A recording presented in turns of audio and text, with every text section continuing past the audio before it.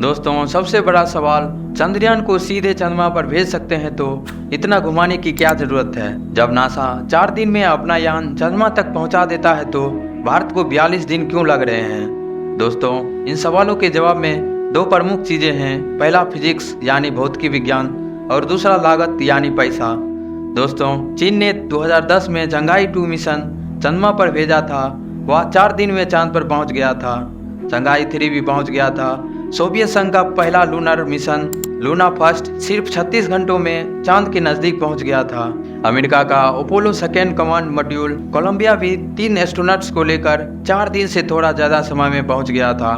दोस्तों, इन अंतरिक्ष यानों के लिए बड़े रॉकेट्स का इस्तेमाल किया था। चीन जोंग उसी रॉकेट इस्तेमाल किया था। इस मिशन की लागत थी 1026 करोड़ रुपया।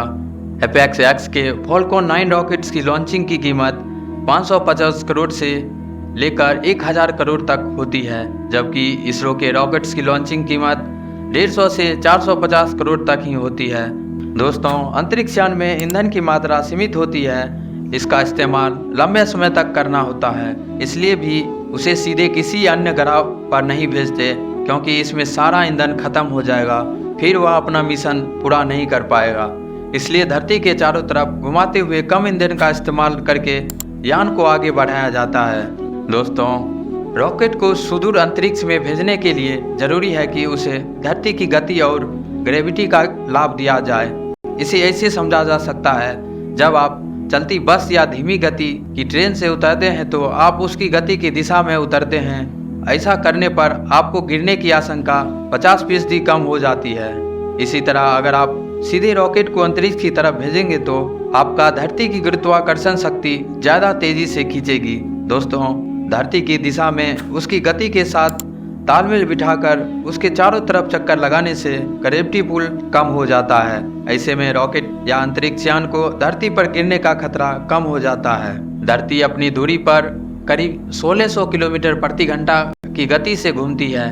इसका फायदा रॉकेट या अंतरिक्ष यानों को मिलता है। वह धरती के चारों तरफ घूमते घूमते हुए बार बार ऑर्बिट मैन्यूवरिंग करता है, यानी अपना कक्षा बदलता है। दोस्तों, कक्षाओं को बदलने में समय लगता है, इसलिए चंद्रयान 3 को चंद्रयान पर जाने के लिए 42 दिन का समय लग रहा है, क्योंकि चंद्रयान 3 को 5 चक्कर धरती के चारों तरफ लगाना है, फिर लंबी दूरी की लूनर ट्रांजिट ऑर्बिट में यात्रा करनी है। इसके बाद वह चंद्रमा के चारों तरफ कक्षाएं बदलेगा। इसरो ने अब तक चंद्रयान 3 को 2 बार कक्षा बदल ली है। पहली बार 36,500 से 41,603 किलोमीटर में पहुंचाया, यानी अपोसी बदली। इसके बाद दूसरी बार 173 किलोमीटर से 226 किलोमीटर की दूरी बदल गई। दोस्तों, भारतीय अंतरिक्ष अनुसंधान संगठन इसरो का ऐतिहासिक मिशन चंद्रयान 3 40 दिनों से अधिक की यात्रा के बाद चंद्रमा पर पहुंचेगा। इसकी तुलना में नासा का अपोलो 11 4 दिनों में चंद्रमा की सतह पर पहुंच गया। दोस्तों, चलिए जानते हैं ऐसा क्यों है कि चंद्रयान को चंद्रमा तक पहुंचने में 1 महीने से अधिक समय लग रहा है। दोस्तों, अपोलो 11 सहित अमेरिका के अपोलो मिशनों ने चंद्रमा तक पहुंचने के लिए एक सीधे प्रक्षेपवक का उपयोग किया, जिसे ट्रांसलूनर इंजेक्शन के रूप में जाना जाता है। शक्तिशाली सैटर्न वी प्रक्षेपण यान ने अपोलो अंतरिक्ष यान को पृथ्वी की कक्षा में प्रक्षेपित किया, जिसके बाद एक एकल इंजन जला, जिसने इसे सीधे चंद्रमा की ओर भेजा, जिससे कुछ दिनों के भीतर एक तेज यात्रा संभव हो गई। दोस्तों, उसकी तुलना में चंद्रयान 3 चंद्रमा तक पहुंचने के लिए एक अलग प्रक्षेप पथ का अनुसरण करेगा। मिशन में अंतरिक्ष यान की गति को धीरे धीरे बढ़ाने और इसे चंद्र प्रविष्टि के लिए स्थिति में लाने के लिए पृथ्वी के कक्षाओं की एक श्रृंखला का उपयोग किया जाता है और इंजन को जलाया जाता है। दोस्तों, यह दृष्टिकोण अपेक्षाकृत कम शक्तिशाली लॉन्च वाहन geosynchronous satellite launch vehicle GSLV mark 3 के उपयोग को समयोजित करता है, जिसमें सैटर्न वी की तुलना में कम पेलोड क्षमता होती है। नतीजतन इन लॉन्च वाहन बाधाओं के भीतर मिशन को अनुकूलित करने के लिए एक अधिक क्रमिक प्रक्षेपवक्र को चुना गया था। दोस्तों, इसरो प्रक्षेपण यान की सीमाओं को दूर करने के लिए एक चतुर रणनीति का उपयोग कर रहा है। पृथ्वी के चारों ओर एक अंडाकार पथ में घूमते हुए चंद्रयान 3 पृथ्वी के निकटतम बिंदु पेरेजी से गुजरते समय चरम गति प्राप्त करेगा। हर बार जब अंतरिक्ष यान उपभू के करीब पहुंचता है तो उसकी गति बढ़ाने के लिए इंजन चालू कर दिए जाएंगे।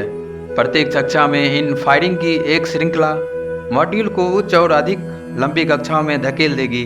प्रत्येक जलने के साथ मॉड्यूल की गति और ऊर्जा प्राप्त करते हुए बाहर की ओर बढ़ता है। दोस्तों, जैसे जैसे यात्रा जारी रहती है, मॉड्यूल अंततः पृथ्वी के गुरुत्वाकर्षण से मुक्त होने के लिए आवश्यक फ्लाइंग वेग तक पहुंच जाता है। इस स्तर पर मॉड्यूल की कक्षा लंबी हो जाती है तो चंद्रमा की ओर अपना मार्ग निर्धारित करती है। चंद्रयान 3 मॉड्यूल के चंद्र स्थानांतरण प्रक्षेप पथ LTT में प्रवेश के समय को चंद्रमा की अपनी कक्षा में स्थिति के साथ संरेखित करने के लिए सावधानीपूर्वक योजना बनाई गई है, जिससे वांछित समय पर प्रक्षेप पथ के करीब निकलता सुनिश्चित हो सके। दोस्तों, एक बार जब मॉड्यूल LTT में इच्छित बिंदु पर पहुंच जाता है तो अंतरिक्ष यान की गति कम करने के लिए चंद्र कक्ष सम्मेलन नामक एक सटीक पैंतरेबाजी को अंजाम दिया जाएगा, जिससे चंद्रमा का गुरुत्वाकर्षण क्षेत्र इसे स्थिर चंद्र कक्षा में खींचने की अनुमति देगा। यह सफल चंद्र सम्मेलन एक महत्वपूर्ण मील का पत्थर है जो अंतरिक्ष यान को चंद्रमा की कक्षा में स्थापित करता है। दोस्तों, चंद्र सम्मेलन के बाद मॉड्यूल एक अंडाकार पथ में चंद्रमा की परिक्रमा करता है। फिर मॉड्यूल की ऊंचाइयों को धीरे धीरे कम करने के लिए युद्धाभ्यास की एक श्रृंखला को नियोजित किया जाता है, जिससे इसे चंद्र सतह से लगभग 100 किलोमीटर ऊपर एक गोलाकार कक्षा में स्थापित किया जाता है। इसके बाद प्रणोदन मॉड्यूल चंद्रमा के दक्षिणी ध्रुव पर उतरने के लिए लैंडर से अलग हो जाएगा। दोस्तों, यदि सब कुछ योजना के अनुसार हुआ तो चंद्रयान के दक्षिणी ध्रुव के पास सफल सॉफ्ट लैंडिंग पूरा करने वाला पहला मिशन बनकर एक अग्रणी उपलब्धि हासिल करेगा। दोस्तों, आज की इस वीडियो में बस इतना ही। वीडियो को अंत तक देखने के लिए धन्यवाद। साथ ही आप हमारे चैनल पर नए हैं तो चैनल को सब्सक्राइब जरूर कर लीजिएगा। जय हिंद।